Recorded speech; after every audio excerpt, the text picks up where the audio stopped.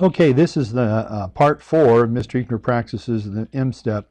And this question set actually does questions 17, 18, 19, and 20. So there's multiple questions to this whole prompt. There's a reading selection.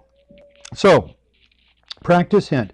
There are 2 passages included on this screen. Use the scroll bar to read both passages. And this scroll bar they're talking about is located right here. See this here going down through here?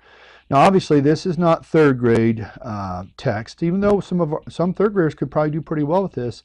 This appears more like 4th or 5th, maybe 6th, because we got 2 reading selections. Hint, use the line guide tool by selecting it and dragging the blue handle on the right to help you as you read. You can also use it on the question.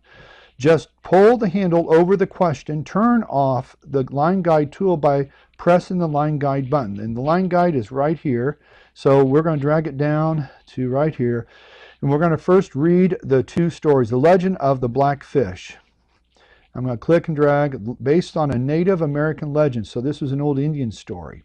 Long ago, a young man named Natsalane lived on the Pacific Northwest coast. Natsalane had many talents, including wood carving. Some people were jealous of Natsalane's talents because they thought he would be chosen as the next chief. I'm going to highlight that our main character is, I'm going to try to highlight, our main character is Natsalane. He lived on the Pacific Northwest coast. That's the setting, main character.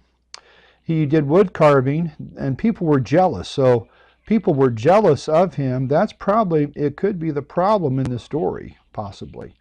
And so I'm just using my tools to do a little highlighting there. I'm gonna turn that off, or let's go back to the line guide and drag this back down here. And we're reading, but we're doing some close reading here because we're going to process this information. Natsalane could carve just about anything out of any type of material, including rock and wood. I'm thinking about Indians of the Northwest. They could make totem poles. His favorite material to work with was wood, and his wood carvings were of people, plants, and animals. Animals were his favorite to carve. He often went into the forest to observe animals, so his carvings would be as realistic and lifelike as possible. One day, Natsalane decided he wanted to observe water animals more closely than just standing on the shore. He took a canoe and traveled out into the water. Soon he saw some fish. I want to come over here and drag this down. He saw some fish swimming next to his canoe. Then he saw a turtle, which he followed until he was close to an island. Natsalane decided to stop at the island and explore it. When the canoe was close enough to the shore, Natsalane leaped out of the canoe and swam to the island shore. Natsalane started to explore the island. He was amazed by the many different plants and birds that lived there. Natsalane lost track of the time and soon realized the sun was beginning to set.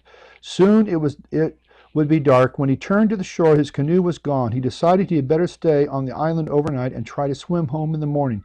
Eventually, Natsalane fell asleep. He awoke when he heard his name. Natsalane called the voice. So now we have another character in the story. Natsalane looked around but saw no one. He thought he was just hearing things until once again he heard his name. This time Natsalane saw a sea lion. Okay, I'm going to highlight here because, see, we have another character, the sea lion, that seemed to be talking to him. Animals are talking, so maybe it's kind of like a fable or a myth. We're going to go back and get the line guide. I'm going to drag it down here. Natsalane, I need your help. I have an injured flipper. If you help me, I will return you safely to your home, said the sea lion. Natsalane healed the sea lion's flipper, and the sea lion safely returned Natsalane home just as promised. After he returned home, Natsalane began carving a large black fish from wood. After he finished the carving, Natsalane released it into the water, wishing that it would always be helpful and friendly to people, just as the sea lion had been to him. To Natsalane's surprise, his carved black fish came to life. The black fish was very friendly and stayed in that water where Natsalane lived. Natsalane visited the blackfish every day. He and his friends often swam with the big black fish. This is how the first blackfish, or orca whale, came to be. And this is why orcas living in the wild do not harm humans. Okay, so now we have another short story. Oh, this is pretty good long too. And lo and behold, the second story is about orca, an orca. And those are the killer whales that we know. But this is a different story, so let's get reading this one. And let's drag down our line guide. Today was a special day for me. My grandpa and I spent the day on the open sea. We like spending time together, but today something unplanned happened. After Grandpa drove his boat for a while, we have two characters here, my grandpa and I. So let's go ahead and highlight that. My grandpa and I. And get our line guide back. After Grandpa drove his boat for a while, I noticed something that looked like a large fin projecting from the water. Look at the big black fish, I shouted. We got to scroll this down more. Grab this. I'm grabbing this by moving my cursor and clicking and click and hold and dragging down is how I do this. If you're on a notebook, you have to hold the clicker down and then drag with your finger. Or you can use the mouse, hopefully on the main computers. Grandpa circled away from the object and stopped the engine. That isn't a fish, Sean, he said. It's an orca. The black and white orcas seemed to rise and sink as the waves washed over its back. With each breath the orca took, water appeared to spray from the blowhole on top of its head. Grandpa and I became concerned because it seemed as if the orca was struggling. Grandpa decided to radio the Coast Guard. They told me that they would notify an animal rescue group, he said. So they're solving the problem by contacting the Coast Guard. Eventually, two boats arrived. A woman, Jean, stopped her boat by Grandpa. So we have another character. I'm going to highlight those characters. A woman, Jean, and get my line guide back. Thanks for helping us find this location by waiting for us to arrive. The people on the rescue boat have had many years of training on how to rescue animals. They have the needed equipment and knowledge to make this a successful rescue. And we want to scroll this down a little bit more. I probably need to turn the line guide off. And now, right, it doesn't seem, there we go, there it slid down more for us. And let's get the line guide, bring it back. Each time she looked, she made a cut until the orca was finally able to swim away. There was rope that was around the orca. The orca leaped from the water, did a twist, and splashed back into the water. It was as if the orca was saying, "Thank you." I was relieved that Grandpa and I were able to get help for the orca. Seeing the orca swim away and leap into the air today was a true gift. And we can come over here, and I'm clicking over here, and the line guide will work here. It says use the magnifier button if I wanted to magnify the answers. Use the gray bars to scroll back and forth. Turn off the magnifier choosing the magnifier button again. Here's the question. How does the narrator's point of view in the legend of the Blackfish help tell the events in the passage? Now we're talking in the first story. The narrator is able to tell about the things Natsaling thinks and does. I think that's a good answer. I wonder if we can pick more than one. The narrator is able to tell why the carvings of the Blackfish came to life. The narrator is able to tell how the sea lion hurt its flipper. We don't know how he hurt his flipper. The narrator is able to tell how Natsaling learned to carve wood. We weren't told that either. It would appear that one of these two, but let's look up here. How does the narrator's point of view in the legend of the Blackfish help tell the events of the story? The narrator is able to tell why the carvings of the Blackfish came to life. If we go back up in here in this story over here, let's click over here, turn the line guide off, and go back up this way. Right about here, the narrator is telling the story about Natsaling and help tell the events. How does the narrator's point of view, that's his understanding of telling the story, help tell the events of the passage? The narrator is able to tell about the thing Natsaling thinks and does. He tells the story. I think it's better the narrator is able to tell why the carving of the Blackfish came to life. It came to life because Natsaling was helping the sea lion, and so nature was helping back with when it made the orca whale. So I'm going to go with B. Now when we go to the next one, we see our story stays the same, but we have different parts over here. Based this question has two parts. First part A, then part B. Based on the events in Orca Rescue, which statement best describes Sean? Sean is curious. Sean is a good swimmer. Sean likes to meet people. Sean likes to go fishing. Sean is is he the boy? Now Jean is the lady. Oh, Sean is down here further. We didn't highlight Sean.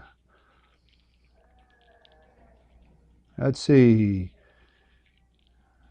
I guess we need to determine who is Sean. Is Sean the grandson? That isn't a fish, Sean, he said. It is an orca. So Sean is the grandson. Sean was curious about the object in the water, so I would say Sean is curious. Yeah, he probably likes to go fishing too. Today was a special day for me. They were going to the open sea, spending time together. Something unplanned happened. It doesn't say that they were necessarily going fishing, but they were going boating. So I think Sean is curious. Now over here it says choose the sentence that best supports your answer in part A. And part A, so right along in here, Sean enjoys being in the boat. Sean asks questions about the orca. Sean finds a big fish in the ocean. Sean wants to call the Coast Guard. That he's curious.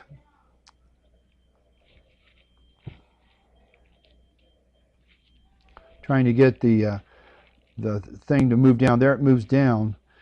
So I said that he was curious. Sean enjoys being in the boat. He asked questions about the orca. Yes, I think this is true. Are orcas intelligence? Orcas. So I think we go with this one. Sean, choose the sentence that best supports your answer for part A. I'm going to keep with that one. I'm not going to do big fish in the ocean. He wants to call the Coast Guard. No, he asked questions about the orca. Now we're on 19. What is the best summary of orca rescue? I have 1, 2, 3, 4 little paragraphs, and I'm trying to find a summary about orca rescue. So I have to read each paragraph, and I could use, I doubt if I'm going to use these. I was thinking about crossing ones off that I don't think. But the best thing to do here is to read each one carefully. Sean and Grandpa were in the boat when they saw an orca. Grandpa called the Coast Guard. I could turn the line guide on. That would help me some. A rescue group came to help the orca. The orca was caught in a rope. The rescue group cut the rope off. Sean was happy to see the orca swim away. That's pretty good. Sean and Grandpa were in the boat on the open sea when they saw an orca. Sean and Grandpa on the rescue boat cut a rope off the orca. Then Sean learned that orcas are intelligent. The orca knew that people were trying to help it get free from the rope. Sean felt that seeing the orca was like getting a gift. That's kind of true also.